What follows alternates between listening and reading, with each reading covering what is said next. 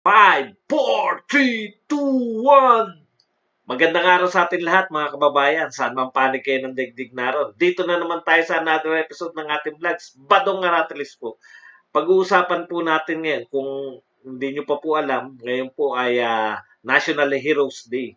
Kasabay po yan yung paglabas kahapon o nung isang araw nung survey na nagpapakita na napakalaki po ng agwat, no? Ng lahat ng survey yata, no? Si Pangulong Duterte talaga ang pinapakita na mahal ng mamamayang Pilipino. Sana maisip to ng mga dilawan na oposisyon, no?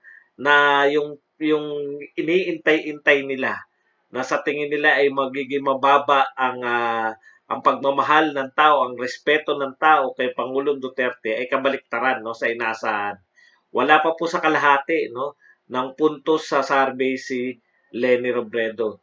At kung bakit ganyan ang pananaw ng tao, kung bakit mas katiwa-tiwala pa rin si Pangulong Duterte despite sa lahat ng kampanya ng mga dilawan, yan ang paglilingkod natin. Pero bago yan, kung bago ka pa lang dito sa ating channel, pindot na! Okay, pag-usapan po natin, no? Alam po ninyo, lately, no? All-out war. O, hindi po pala all-out atake po, no? Ang ginawa ng mga dilawan laban kay Pangulong Duterte. Pero isa po ang pagkakamali nila lahat, lagi, no? Itong mga dilawan na to, yung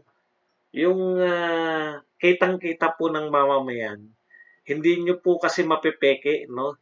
Yung, alam nyo yung namimeke lang, alam nyo yung tao na hindi naman bukal sa loob yung kanyang mga sinasabi. Unlike dito sa presidente natin, nakikitang-kita nila kay Pangulong Duterte kung gaano katapat to, no? Yung mga gestures, yun po yung importante, more than words. Ba? Parang kanta yung more than words. Yung, yung alam kasi natin yung mga salita, di ba? Lalo na kung hindi bukal sa dibdib mo, ay lumalabas na ano lang na magandang pakinggan, pero ampaw, magandang pakinggan pero alam nating walang laman. Parang nakikinig ka lang ng musika. Ha? Okay pa nga yun, musika no? Pwede ko pa nga sabihin na para ka lang nakikinig sa isang baliw na nagsasalita ng kung ano-ano. Okay. Hindi po salitaan ang labanan dito. Yan po yung hindi nauunawaan nitong oposisyon, no? Masyado silang masyado nilang kino-concern, ang tawag doon, masyado silang abala, no?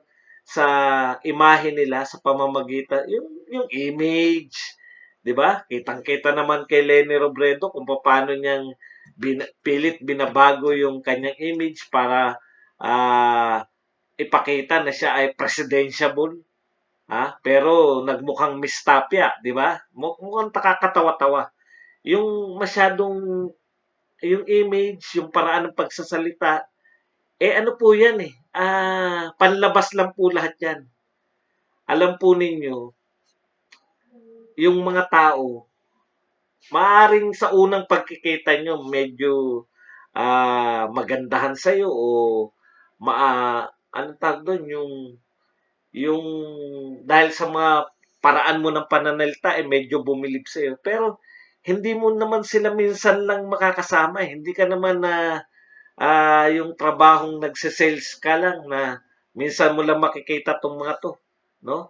Ako po nagtrabaho po ako sa sa special offer Pasensya na yung mga medyo bata-bata at hindi nabutan kung ano yung special offer, no?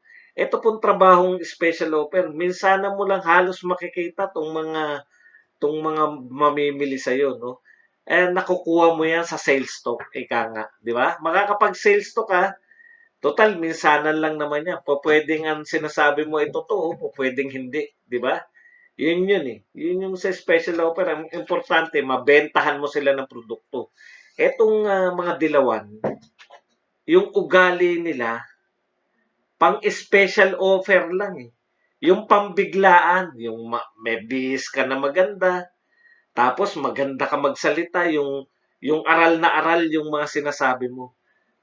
Pero kung ikaw ay public figure, araw-araw ka halos nakikita, ikaw ay mataas ang tungkulin, hindi sapat, no? Yung projection mo sa sarili. Kahit na anong project mo, na ito, mag-ayos ka, itali mo yung buhok mo, magsalamin ka para mukha kang matalino. Projection lang yan eh. Lalabas at lalabas yung tunay na talino mo pag ikaw ay sa unguarded moments. Siyempre, kaya nga si Lenny, hindi nyo ba napupuna? Si Lenny, bibihira yan na nagpe-press con na yung tatanungin mo.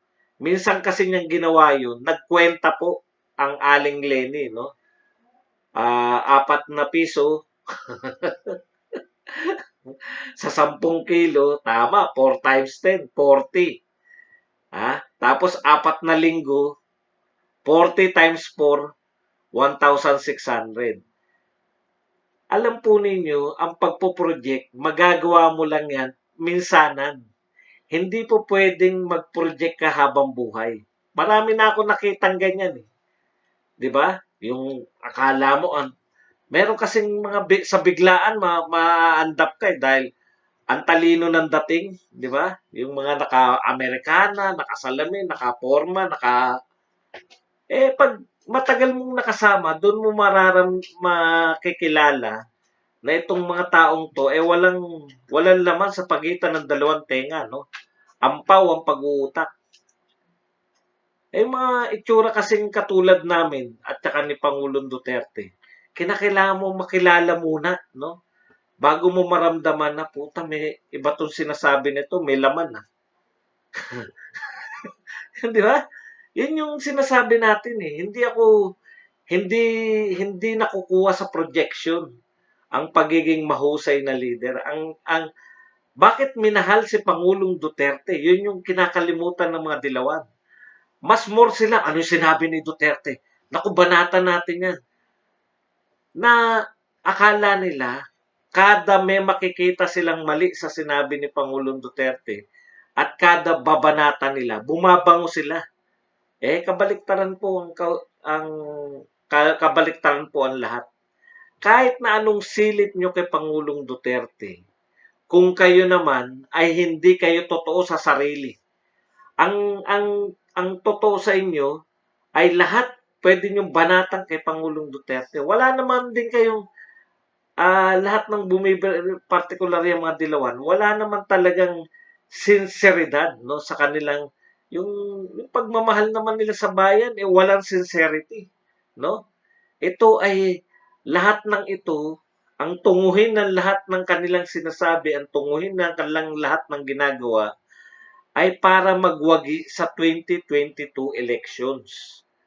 At yan ay nararamdaman ng mga tao. Tignan ninyo.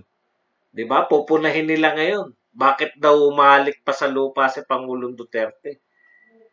Ang question diyan, nang ginawa ba yan ng inyong mga leader? Yun, totoong-totoo yun.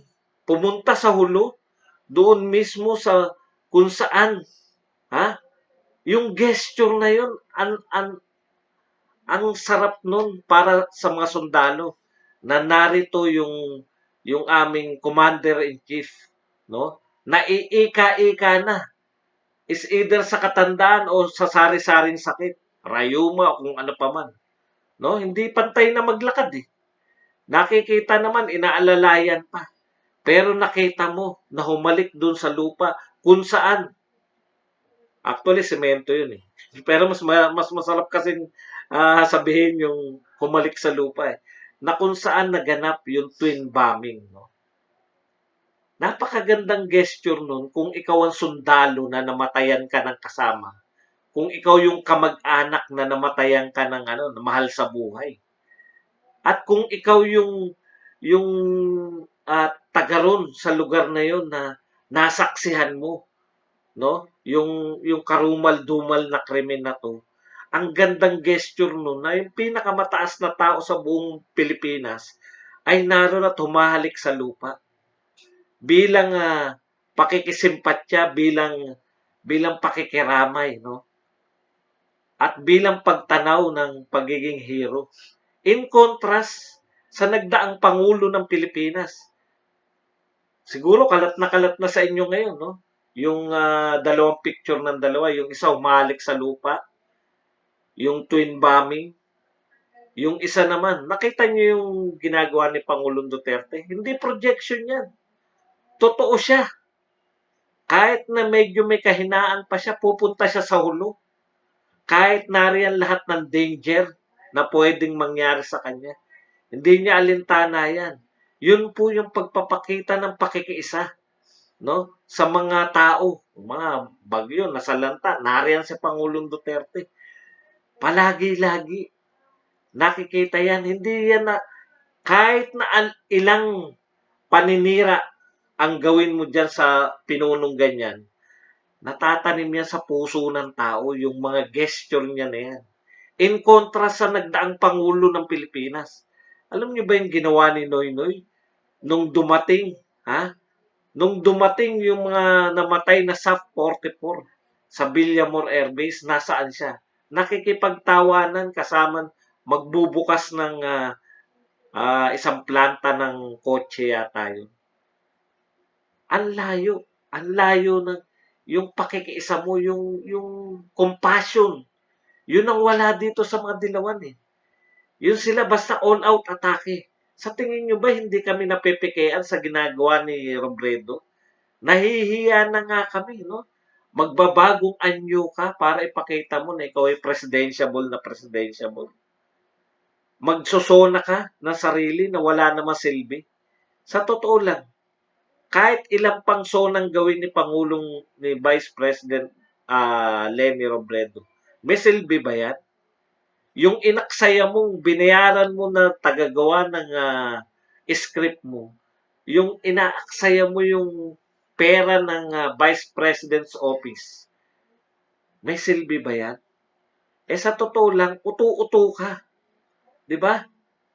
Yung nagpatakbo ng 8 Diretso Campaign na si Kiko Pangilinan, nang ibabaw, may chance ka na sana eh. Alam ko, pati nga yung pagtutol mo, alam mo, Robredo, Aling Lenny, no? Pati yung pagtutol mo sa mga polisiya ng pamahalaan, peking-peke. Peke na yung mga kampanya mo, walang tuntungan. Eh, sa totoo lang, magbanggit ka kayong mga nagsasabi na maganda yung sinabi ni ni Aling Lenny. Sige, hinahamon ko kahit sino sa inyo. Alin dun sa mga sinona ni Lenny Robredo ang makakalutas talaga sa COVID. Halimbawa, o sige, pagbigyan natin. Sige, yan, gawin natin yan. Malulutas ba niya ng COVID? Malamang hindi. Yun yung point natin, napaka-peke, no? Ang lahat ng to ay isang malaking palabas para sa inyo. Kukontra si Trillanes. Eh, naging senador ka eh. Wala kang nga silbi sa Senado eh. Kukontra to si Kiko. Eh, senador ka ngayon eh. Kayo ni Hontivirus eh.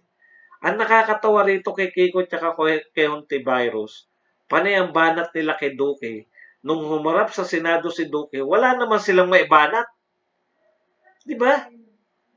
Anong sisiraan nyo yung tao pag nakaharap nyo na, hindi nyo na mapatunayan yung paninira ninyo?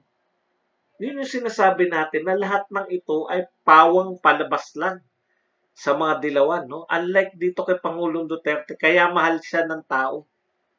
Yun ang hindi nyo naunawaan. Eh. Kaya mahal si Pangulong Duterte. Lahat ng ginagawa niya. Hindi yung sinasabi ang importante sa tao. Di ba? Parang asawa lang yan eh. Sabihan mo man ng araw-araw na, I love you, mahal kita. Pero hindi ka naman nagpapakita ng tunay na pagmamahal. Wala rin yun. Ganyan yung mga dilawan eh. Ang gagaling sa salitaan, pero sa gawa, si Pangulong Duterte, kada salita niya, bagamat masakit pakinggan, yun yung gustong marinig ng mga tao.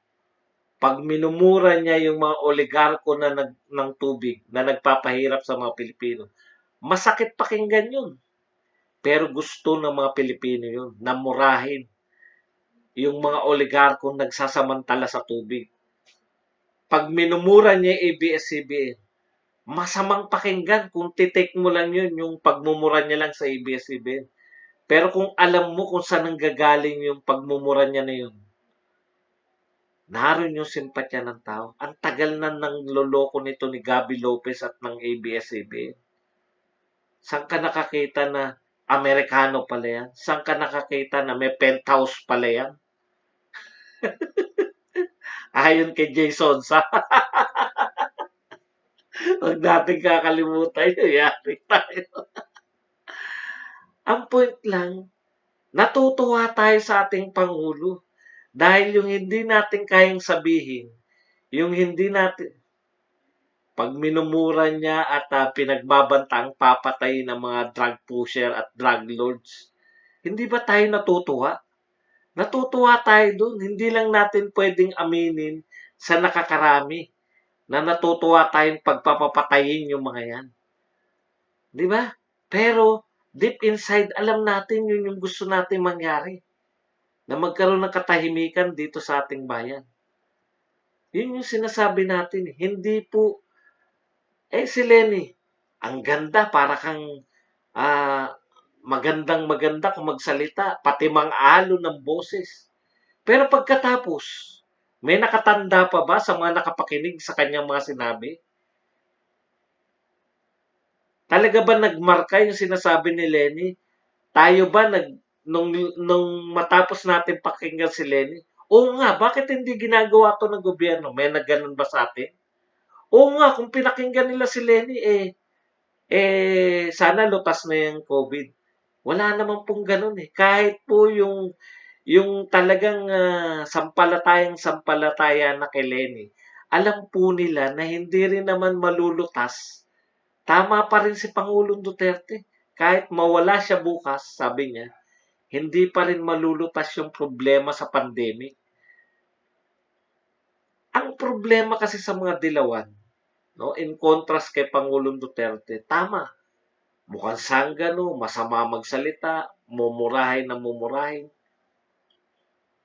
Pero yung kasamaan niyang pagsasalita, yun yung parang ipinaghihiganti tayo ng Pangulong Duterte.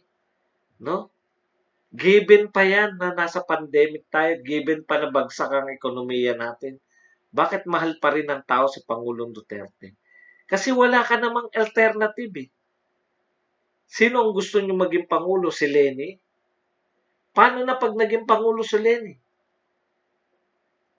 Di ba? Si Keiko? O kaya si Ontiveros?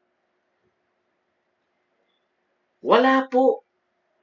Tandaan po natin, bago mag-pandemic, ang ganda na po ng kalagayan ng Pilipinas, ekonomiya, zero diretso, kahit may oposisyon. Sinong gusto niyong pumalit kay Pangulong Duterte? Si Risa? Si Maria Ressa? O si Risa Ontiveros? Kawawa naman po ang Pilipinas. O si Trillanes? O si Grace po? Wala rin naman silang alternative.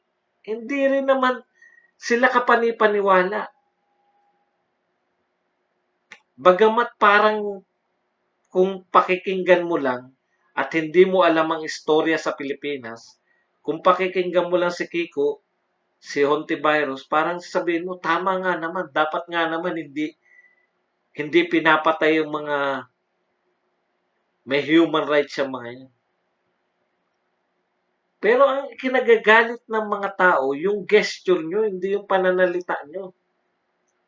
Alam po natin lahat, naka-lockdown po lahat. May matitigas na ulo na nag-rally despite ng lockdown. Yung unang lockdown, yung ECQ. Maganda yung mga sinasabi ni Kiko. Pero yung ginagawa niya, yung mga lumabag sa lockdown, yung mga nag-rally, yung pamilya niya, tinubos, pinansahan. Sino hindi magagalit? Kami nagtitiis.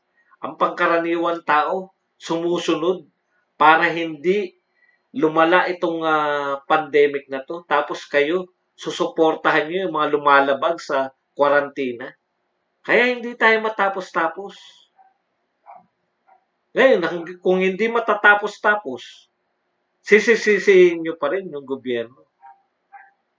Kung sumunod tayo lahat sa pakiusap ng mga frontliners nasa bahay lang tayo noong una pa man, hindi sana tayo umabot ng ganito katagal. Tapos kayo, bilang ng bilang, 5 buwan na tayo, 5 buwan na tayo. Eh lahat ng tumutol sa kwarantina, sinuportahan ninyo. Lahat ng lumabag sa kwarantina, pinagtanggol ninyo. Hindi ba dapat isa kayo sa mga nananawagan? Kasi sa totoo lang, meron din naman kayo, kahit ba 10% lang ang naniniwala sa inyo. Ikalain nyo yung 10% na yan. Yan po yung nagkalat ng COVID sa Metro Manila. Yan 10% na naniniwala sa inyo. Yan yung rally na rally. Tignan nyo ngayon, walang ganong rally. Pababa na po ang COVID cases. Ang tinitignan nyo yung total eh. Natural, araw-araw madadagdagan yun. Yung titignan nyo kasi, ilang araw kahapon, ilang araw ngayon, ilang araw bukas. Hindi yung total, kahit ba isa lang madagdag dyan eh. Lalaki pa rin. Di ba? Eh, pinoproject nila, eto na tayo, eto na tayo. Eh, karamihan doon magaling na eh.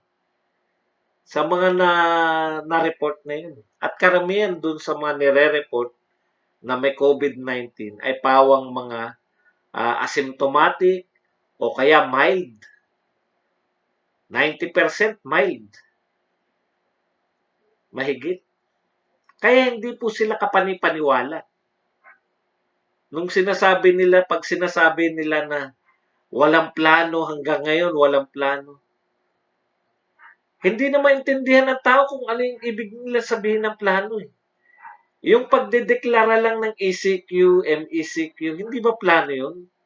Na pag MECQ, ganito ang sitwasyon, bawal ang public transport, may quarantine ka bago ka lumabas. Hindi ba plano pa yun sa inyo? Na kinategorize yung mga quarantina? Anong mga... O tapos pag ikaw ay natuklasan na positive, lahat ng mga nakasalumuha mo, tetestingin din kung positive. Hindi pa ba plano yan? Pag ikaw ay positive at wala kang sariling kwarto sa bahay, dadaling ka sa quarantine center, hindi pa ba linaw na plano yan? Paulit-ulit, paulit-ulit. Kaya wala naniniwala na sa mga dilawan. Sayang si Lenny Robredo. Kasi nakinig siya kay Kiko. Eh si Kiko, nakinig din sa kanya yung yung 8 Diretso eh. Alam niyo ba yung nagkukumpas ng kampanya ng 8 Diretso si Kiko Pangilinan? Siya yung campaign manager eh. Nung unang sultada pa lang nitong COVID-19, natuwa ang marami kay Lenny Robredo. Alam niyo kung bakit?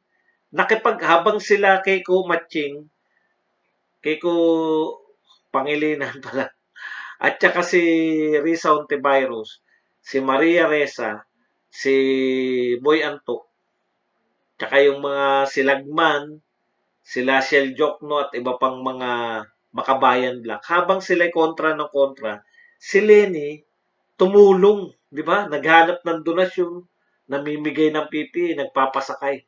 Natuwa na tayo eh. Ang ganda na ng pasimula mo eh. Pakikipagtulungan dahil vice president ka. Pero bigla ka nakinig kay Kiko, binanatan mo ng binanatan yung Pangulo ng Pilipinas. Atat na atat ka maging Pangulo. Dapat natututo ka sa kasaysayan. Hindi ka mananalong Pangulo pag maaga ka nagsimulang magdeklara na tatakbo ka. Mga kapatid, National Heroes Day, alalahanin po natin yung mga nagbuwis ng buhay. Mga sundalo, mga kapulisan, mga OFW, at ngayon po yung mga frontliners na nagbuwis ng buhay. Dapat yung pagkilala natin sa kanila hindi lang lip service, no? Dapat yung pagkilala natin sa mga na yumao na frontliner sa COVID-19 ay wag lang yung ginugunita po natin, pinagdadasal po natin, hindi po. Yung kaisa-isa nilang request ay sumunod po tayo. Pag sinabi po nilang stay at home lang tayo. kung wala naman kayong ginagawa. Huwag po kayong makikinig kalaki kong Pangilinan at sa mga dilawan na pag sinabing kwarantina, lumabas kayo, may karapatan kayo. Bigyan po natin ng pagpapahalaga ang buhay nila. Labanan po natin 'tong COVID. Labanan po natin 'tong mga pame-make news nitong mga dilawan. Hanggang dito na lang po. Hanggang sa muli natin pagkikita-kita. Wala pa rin po muna tayong live. Bukas siguro. Badong Aratilis po.